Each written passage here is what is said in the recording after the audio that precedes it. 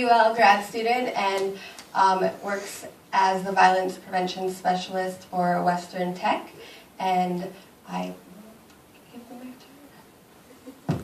Hi everyone. I am going to talk a little bit about why I advocate, why I speak out about sexual assault. I will say that there might be some triggering. If there's anyone that feels that they might be affected by what I have to say, I would just recommend leaving the room, and it's okay to leave the room. So I wrote it down. I'm going to be reading off my page just so I remember some of the things that I wanted to say. So no matter how somebody is raped, what the factors are, whether you're awake during it, whether you're drugged, whether you've been drinking, there will always be memories afterwards, whether you remember the assault itself or just the events. Like I said, afterwards, these memories can involve, vivid smells, sounds, thoughts. They are physical and they're emotional. They can reopen like it was just yesterday.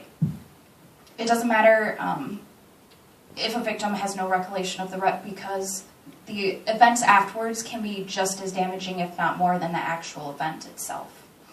I was raped in the early hours of November 28th in 2004 when I was training to be a broadcast journalist in the Army.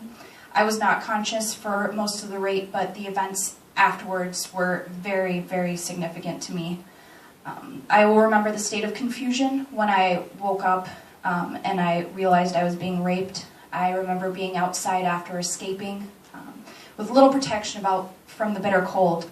I just wandered for hours aimlessly, completely numb, both physically and mentally.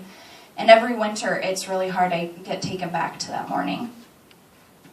I remember feeling dirty and ashamed for months afterwards. I would wash myself in the maintenance sink because the thought of showering with the other soldiers, I just couldn't bear it.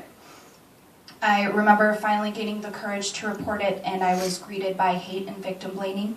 I remember the badgering and bullying. I spent hours over a couple of days in the criminal investigation department being interrogated. I felt alone, I felt scared, I felt hopeless. I remember rocking back and forth, covering my ears, just repeating to myself, no means no, no means no, over and over again. I was forced to drop the charges and was written up for fraternization. I remember getting on a plane to travel almost 7,000 miles to another country thinking I was safe.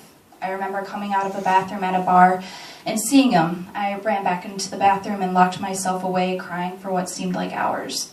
I remember shutting out the world and barricading myself in my room because I kept seeing him over and over again no matter where I went. I remember being told I was a failure and embarrassment to the Army for wanting to be discharged and was labeled with having a personality disorder. Finally, I remember crying in my office while watching the documentary The Invisible War for the first time and realizing that I'm truly not alone when it comes to victimization in the military.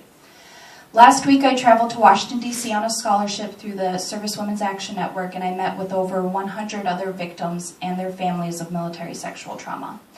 We wept, we embraced, and we gathered to march on Capitol Hill and tell our senators and representatives that enough is enough. Rape is not an occupational hazard of serving our country. Sexual assault and domestic violence does not just affect the perpetrator and the victim, but the whole community. There is no discrimination. It doesn't matter if you're male, female, straight, gay, wealthy, poor, old, or young. It affects friendships, relationships, marriages, family, work, school, and it spreads through the community with a ripple. So why do I stand? I stand as a survivor, as an advocate, to give a voice to victims unable to speak.